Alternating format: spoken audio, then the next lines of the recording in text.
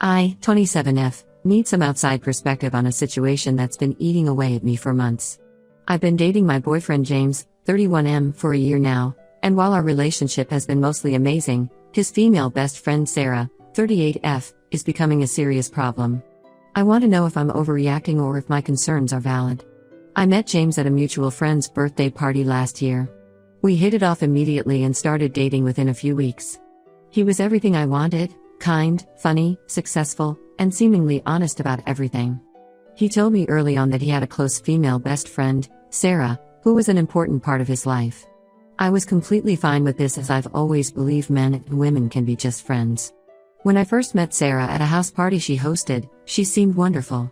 She was welcoming, funny, and went out of her way to make me feel included in their friend group. She invited me to girls' nights, tagged me in social media posts, and even remembered my birthday with a thoughtful card. I actually thought I had lucked out with such a friendly person in my boyfriend's life. The problem started about 3 months ago. I was at James's apartment helping him clean out some old storage boxes when I found a photo album. Inside were dozens of intimate photos of him and Sarah from what looked like a romantic relationship. They were kissing in some photos, cuddled up in others, and there were even some vacation photos where they looked very much like a couple. When I asked James about it, he seemed uncomfortable but admitted that he and Sarah had dated for 2 years in college. He said they realized they were better as friends and had maintained a close friendship since then. He also mentioned that Sarah knew he had told me about their past relationship because he believes in being honest with his partners. The change in Sarah's behavior after this revelation was dramatic and immediate. She stopped inviting me to any gatherings, removed me from her social media close friends list, and began acting noticeably cold whenever we were in the same room. She would barely acknowledge my presence and would only speak to James, often about inside jokes or shared memories that obviously excluded me. What really bothers me is their constant communication. They talk on the phone for at least an hour every day, sometimes multiple times. James always steps out of the room for these calls, saying he doesn't want to be rude. They meet up for coffee or lunch at least twice a week, and Sarah seems to always have some crisis that only James can help with. Last week perfectly illustrated this problem. We were in bed watching a movie at 11 p.m. when Sarah called crying about needing to move her couch immediately because she saw a spider behind it. Instead of telling her to call an exterminator in the morning, James got dressed and went to her place. He didn't return until 2 a.m., saying they ended up having to move several pieces of furniture because Sarah was too scared to sleep knowing there might be more spiders. Their social media interaction is another issue. Sarah constantly posts photos with James on her Instagram stories, but I discovered I can't see them. I only know about these posts because James reposts them on his story. When I checked from my friend's account, I could see all of Sarah's stories featuring James, which means she deliberately hid them from me. The situation became even more bizarre when I found out that Sarah is now best friends with James' ex-girlfriend Lisa, 55F. Yes, you read that age correctly. James apparently dated Lisa for a year before me, and now she and Sarah are inseparable. They show up together at bars and restaurants that James and I frequent, even though they both live in a different city. This feels deliberate and manipulative. Last weekend was the final straw. James and I were celebrating our 1-year anniversary at our favorite restaurant. We had just ordered our main course when Sarah and Lisa walked in. Despite the restaurant being nearly empty, they chose the table right next to ours. They spent the entire evening being loudly nostalgic about past events with James, clearly trying to get his attention. James looked uncomfortable but didn't ask them to stop or suggest we leave. I've tried talking to James about setting boundaries several times. His response is always the same: Sarah is going through a difficult time after her recent divorce and needs support. He insists their friendship is purely platonic now and very important to him. But I can't shake the feeling that Sarah still has feelings for him and is actively trying to sabotage our relationship. My friends are split on this issue. Half think I'm being paranoid and should trust James, while the others say Sarah's behavior is inappropriate and James needs to establish clear boundaries. I finally reached my breaking point and blocked Sarah on all social media platforms. I told James he needs to figure out this situation because I won't continue to be disrespected like this.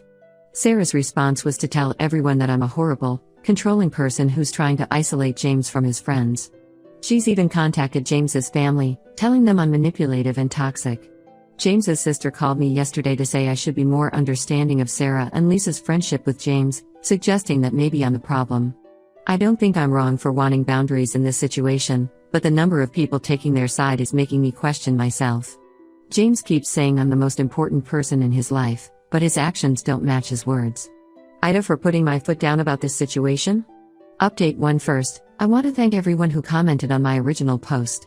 The support and different perspectives really helped me see things more clearly. A lot has happened in the past 2 weeks, and I feel I need to share this update with you all. After reading all the comments suggesting I have a serious talk with James, I decided to confront the situation head-on.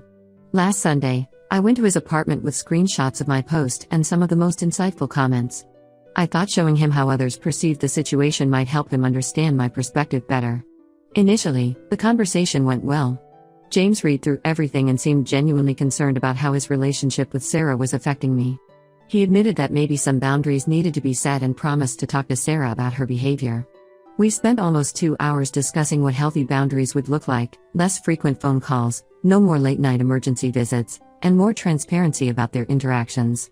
Just as we were wrapping up our discussion, someone started banging on his door. It was Sarah, clearly drunk and extremely emotional. She pushed past me into the apartment, mascara running down her face, demanding to know why James wasn't answering her calls. She had apparently been trying to reach him during our conversation. What happened next felt like a scene from a bad movie. Sarah started crying, saying I was trying to destroy years of friendship. Then, in her drunken state, she let something slip that changed everything. She looked at James and said, "I won't let her ruin what we have. Tell her about last week, tell her about all the weeks." James's face went completely white. Sarah started laughing through her tears and turned to me. That's when she dropped the bomb. She and James had been sleeping together throughout my entire relationship with him. All those emergency calls, coffee meetings, and lunch dates were just excuses to meet up. When I looked at James, he didn't even try to deny it. Instead, he started explaining how it wasn't what I thought. According to him, he and Sarah had this physical arrangement for years, even before he met me. He tried to convince me that it wasn't serious, that he had real feelings for me, and Sarah was just a habit he hadn't broken. Sarah seemed to enjoy watching my world crumble. She sat on his couch, still slightly drunk, and started sharing details I never wanted to know. She told me about how they would meet up after our dates, how they laughed about me believing their friendship was platonic, and how some of their friends thought it was entertaining watching me be so clueless. I asked about Lisa, thinking at least that part had been true. Sarah actually laughed out loud. Lisa was just their cover story. Whenever they needed to meet up, they would say they were hanging out with Lisa. The 55-year-old ex-girlfriend didn't even exist. The woman I'd seen with Sarah at restaurants was just her friend playing a role to make their story more believable. I felt physically sick. Every memory of the past year suddenly had a new, twisted meaning.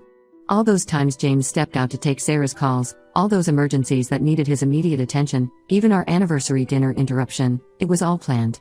I started packing up the few things I had at his apartment. James kept trying to stop me, saying he could explain everything better when Sarah wasn't there. He promised he could cut her off completely, that he would prove his love for me was real. But how could I believe anything he said anymore? As I was leaving, Sarah followed me to my car. She wasn't crying anymore. Instead, she had this satisfied smirk on her face. She told me I should have known James would never fully commit to someone like me when he had her. She said they had a special connection that no one could understand, and I was just a convenient distraction while she finalized her divorce. The past few days have been a blur. James hasn't stopped calling and texting from different numbers since I blocked his main one. He keeps saying Sarah was drunk and exaggerated things, that their relationship isn't what she made it seem. Sarah, meanwhile, has been posting subtle digs at me on social media, making it seem like I was the one who tried to come between them. Some of our mutual friends have reached out, claiming they wanted to tell me but didn't know how. Others are defending James and Sarah, saying their arrangement wasn't my business since it predated our relationship. A few even suggested that I should have known what I was getting into, given how close James and Sarah were. I'm staying at my sister's place right now, trying to process everything. Every time I think about the last year, I discover new lies and moments that should have been red flags. James is still trying to contact me through mutual friends, asking for a chance to explain his side of the story. But what explanation could possibly justify a year of lying and cheating? I know this update might disappoint those who suggested working things out with James, but I never imagined things would turn out like this. I feel like such a fool for not seeing what was right in front of me all along. Update 2: The situation has gotten even worse since my last update. After I moved out and blocked James on everything, I thought I could start healing, but more revelations kept coming. Last week, one of James's co-workers reached out to me. She had been feeling guilty about keeping quiet and decided I deserved to know the whole truth. She sent me screenshots of conversations between James and Sarah spanning our entire relationship. The messages were eye-opening and sickening. There were hundreds of messages planning their meetups, complete with elaborate cover stories to tell me.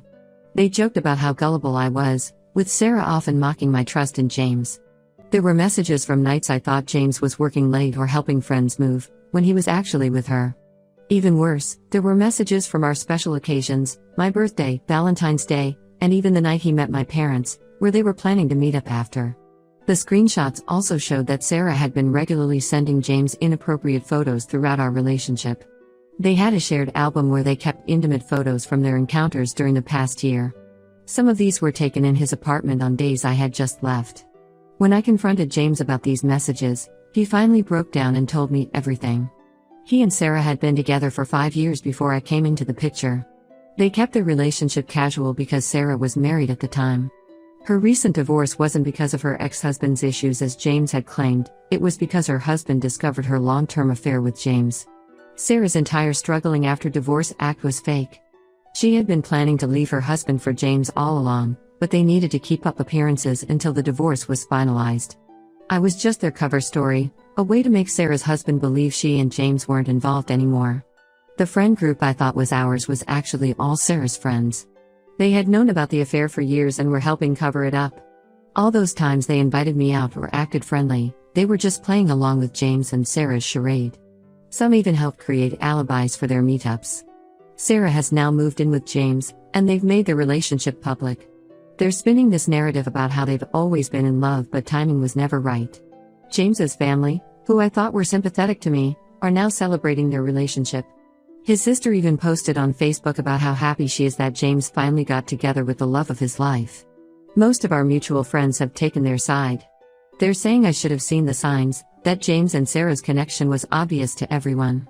Some suggested that I was naive to think I could come between a relationship like theirs. Apparently, everyone in their circle knew about their history except me. The worst part is how they're rewriting history.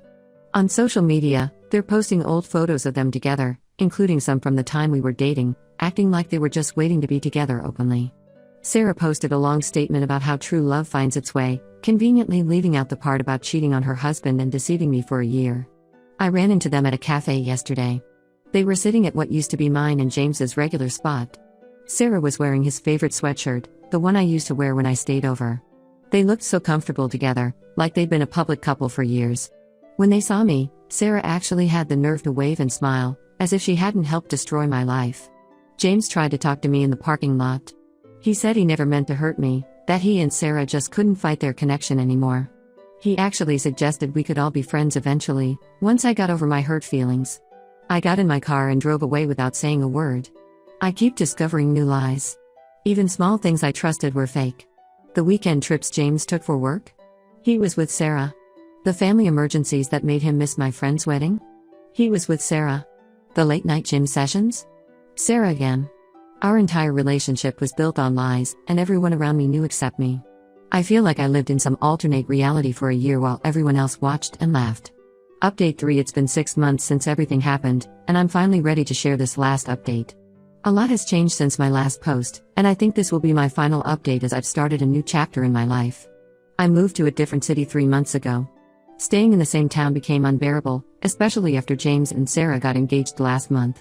They're all over social media, portraying their relationship as some epic love story that overcame all obstacles. Sarah even had a photo shoot titled "When Friendship Turns to Forever Love," completely erasing the fact that they cheated and lied for years. 2 weeks ago, I received an unexpected message from Sarah's ex-husband, Mark. He found me through mutual connections and wanted to talk. We met for coffee, and he shared his side of the story. Apparently, James and Sarah had been doing this for years, dating other people as covers while maintaining their relationship. Mark told me about the 3 other women before me who had unknowingly played the role I did. Each time, the pattern was the same. James would date someone new, Sarah would pretend to be the supportive best friend, and they'd continue their relationship in secret.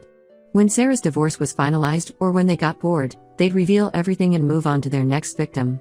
Mark apologized for not warning me when he had the chance. He had seen me with James at a restaurant once and recognized the situation, but he was still too angry and hurt to get involved. He shared screenshots of conversations between Sarah and her friends from when she was still married, joking about their various cover relationships and how long they would keep up each charade. The engagement announcement was particularly hard to stomach.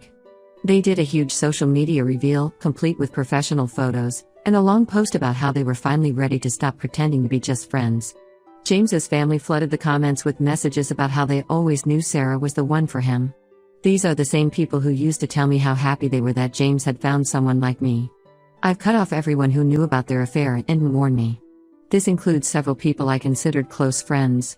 One of them reached out recently to apologize, saying she felt guilty for participating in their deception. She revealed that they used to have group chats where they coordinated their stories to help James and Sarah maintain their lies. The hardest part has been rebuilding my ability to trust. Every time I think about going on a date or meeting someone new, I remember how easily I was fooled. How an entire group of people could look me in the eye and lie for months. The thought that there might be another Sarah in someone else's life, pretending to be just a friend while secretly waiting for their chance, makes me hesitant to open up. But I'm focusing on myself now. I got a great job offer in my new city, joined some hobby groups, and am slowly building a new circle of friends, people who have no connection to my past life. Sometimes I still get angry thinking about how they fooled me, but those moments are becoming less frequent. James still tries to reach out occasionally through new numbers or mutual acquaintances. His latest message was asking me to forgive and forget because he doesn't want any negativity around their wedding. I blocked each new number without responding. This will be my final update. Their story continues, but I'm no longer part of it. I've learned my lessons, painful as they were, and I'm ready to close this chapter of my life completely.